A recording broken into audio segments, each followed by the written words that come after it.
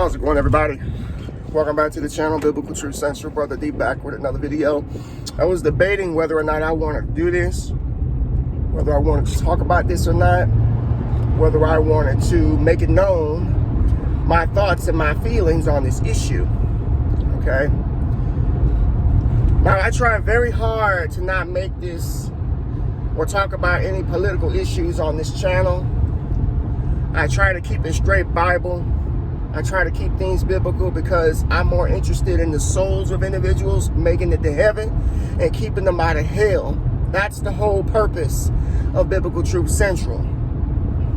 But the world that we live in has a way of dragging you into social issues that go on, especially with the mainstream media, the way that it is, trying their best to brainwash you, trying their best to fill your head with agendas, trying their best to manipulate your feelings, to persuade you to do things in a specific way. That is what the media does. Over the last couple of days, we've been seeing things like we've always seen them for the last couple of years, especially in the election year. Police shootings with black men. A lot of you have probably seen the story in Wisconsin. A man was shot 7 times in his back as he was trying to get into his car with 3 children that were his in the vehicle. The only thing we really know at this point is they shot him in the back from cell phone footage. There was another incident that happened in Louisiana a couple of days ago as well, I think on the 21st, where police officers shot a man 10 times and he ended up dying. Now I want to talk about these 2 instances. There are so many others we already know about, we've already talked about, but I want to talk about these 2 instances right here. And what's significant about these 2 instances? Let's start with the one in Wisconsin first. First of all, do I believe that it is justified to shoot somebody 7 times? No, I don't.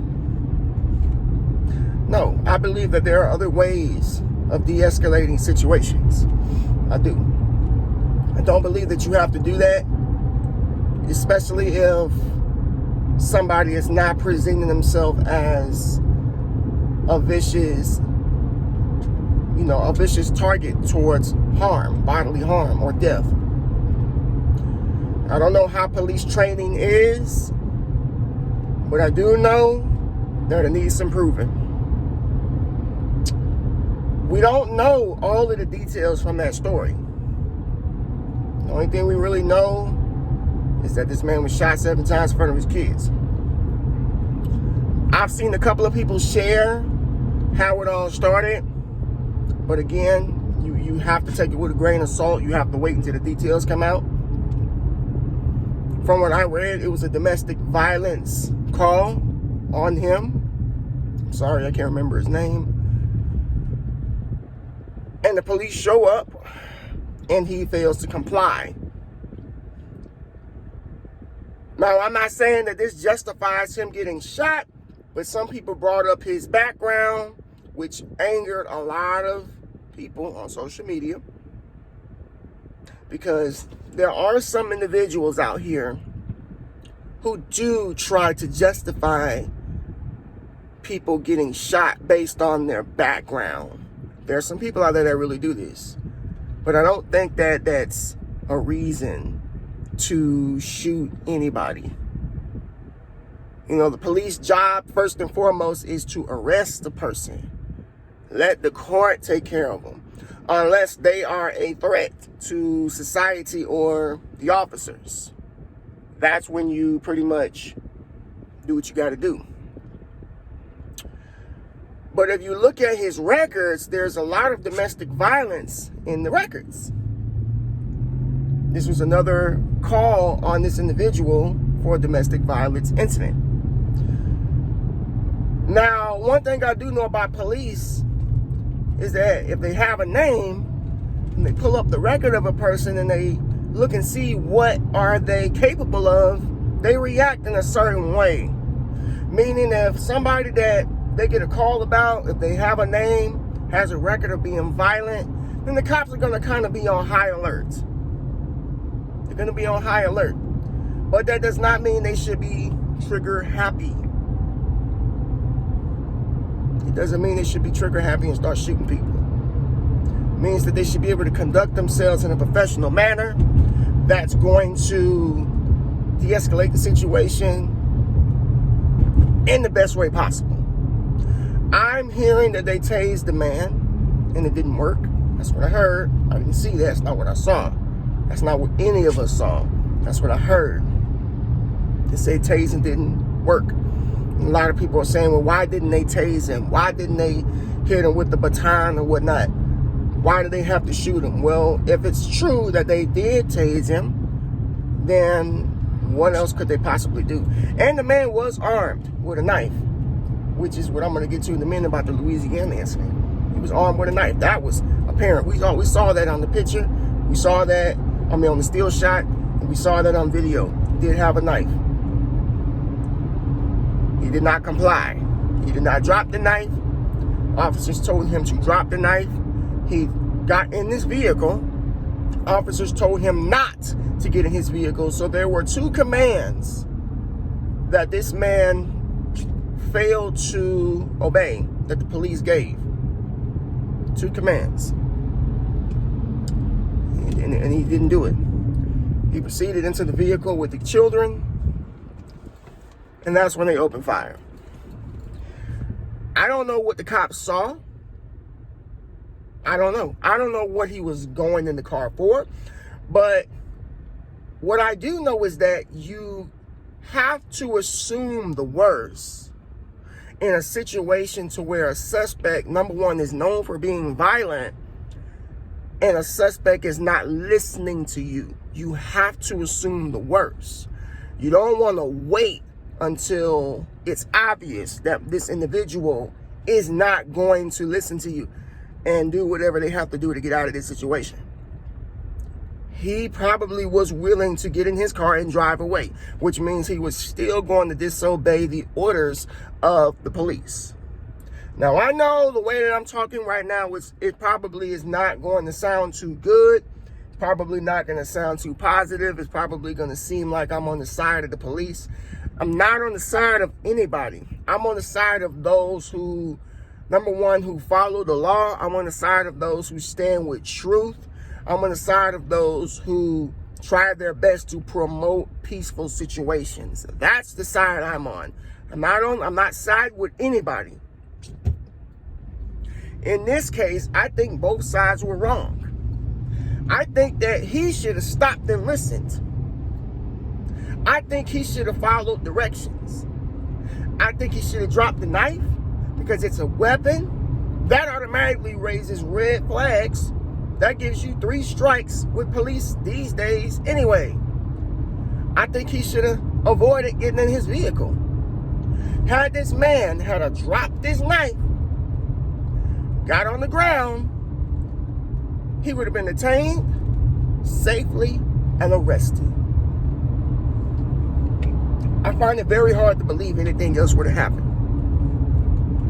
It's a situation of what did you think was going to happen? Folks, police have a certain amount of authority in this country. That's why they're called law enforcement. You don't have to agree with it. You don't have to like it. You don't have to you just don't have to.